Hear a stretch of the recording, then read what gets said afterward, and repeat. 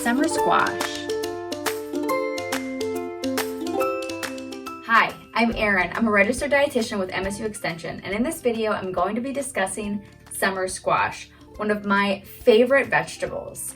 The best one to me is the yellow ones, the straightneck variety. Oh, so good. You barely have to do anything to these vegetables to make them a tasty side dish or part of a main meal.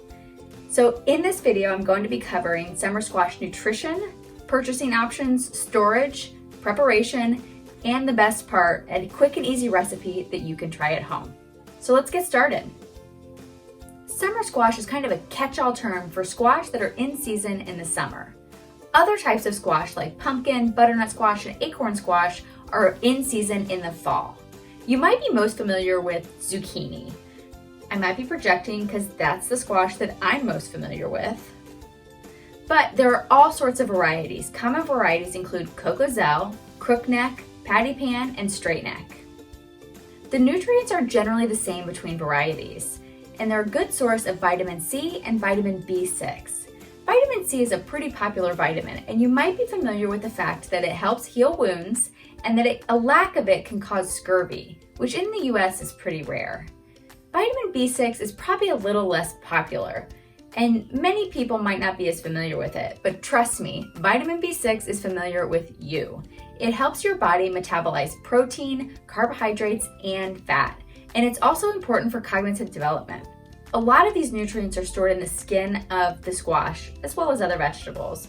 So to get the maximum health benefit, don't peel your summer squash. Purchasing options for summer squash include fresh, frozen, and commercially canned. Michigan-grown squash is available from July through September. When choosing fresh options, you want to make sure to look for glossy, small to medium in size, firm, and without damage. Store them unwashed in a plastic bag in your crisper drawer. If growing your own, pick them when they're still small to medium in size. They tend to grow pretty quickly, so just keep an eye out. Otherwise, you might have those giant child-sized zucchini, which tend to get woody and seedy and just aren't the best quality.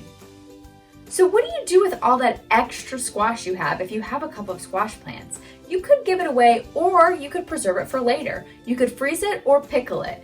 Canning without pickling is not recommended. You might be able to find canned zucchini in the store, but it's commercially prepared and can't be replicated at home. So when you freeze your zucchini at home, make sure to blanch it first for best taste, texture, and color. And before you use it, it gets pretty watery, so you're going to want to drain that water off. Now let's talk about the eating, the best part, right? Summer squash can be prepared in a variety of ways. You can bake it, grill it, saute it. You can even eat it raw. Just cut it up and put it on a salad or dip it in some hummus. Other preparations include, sauteing it, putting it over rice and pasta. You could add it to soups, stews, eggs, casseroles, tacos. You can grill them right on the grill or on skewers. You can marinate them or just sprinkle them with some herbs and spices ahead of time. You can use spiralized zucchini in place of pasta, which you could spiralize at home yourself, or you can purchase frozen spiralized zucchini at the store. Summer squash really is a versatile vegetable that can be used in almost any kind of dish. My favorite way to eat summer squash is to just cut it into thin chips and bake it with a little bit of olive oil and salt. So I'm going to show you how to do that now. You can cook this recipe in the oven, in a toaster oven, or on the grill. I'm going to be using my oven. You'll need 2 summer squash, a tablespoon of olive oil, and a sprinkle of salt. Start by preheating your oven to 400 degrees Fahrenheit. Wash your hands with soap and water for at least 20 seconds. Then rinse your summer squash under cool running water, and you can scrub them with your hands or with a clean vegetable brush. Pat them dry with a clean towel. Start by placing the squash on a cutting board. Cut off the ends and then cut along the squash in even slices all the way down so you have circles that are about 1/4 inch deep. Try to keep all the slices around the same depth so that they cook at the same rate. After you cut both squash, put them in a bowl and drizzle with 1 tablespoon of olive oil and mix well.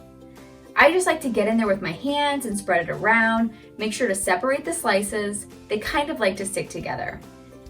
After you've dispersed the oil around, sprinkle with a pinch of salt. If you're using your hands to get the salt, you'll want to wash the oil off first. Otherwise, you could use a measuring spoon and just sprinkle a little bit on top. Make sure not to add too much now because you can always add a little bit more later if you'd like to. Then use your hands to get in there and spread that salt around again. Place the squash onto a baking sheet on one layer. You might need 2 baking sheets or to cook in multiple batches, depending on how much squash you have or how big your baking sheet is. Now put your squash in the oven. After about 12 minutes, I flipped my squash and then I let them cook for another 5 minutes.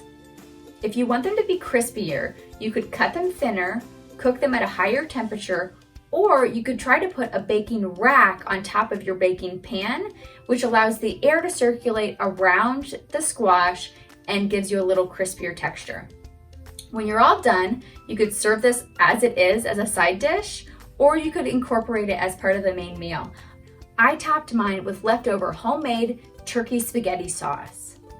What's your favorite squash recipe? Tell me in the comments. I'll see you next time.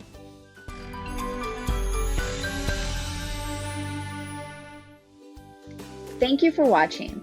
Like this video and subscribe to our channel to see more content. We would love to hear your feedback through the survey link in the show notes.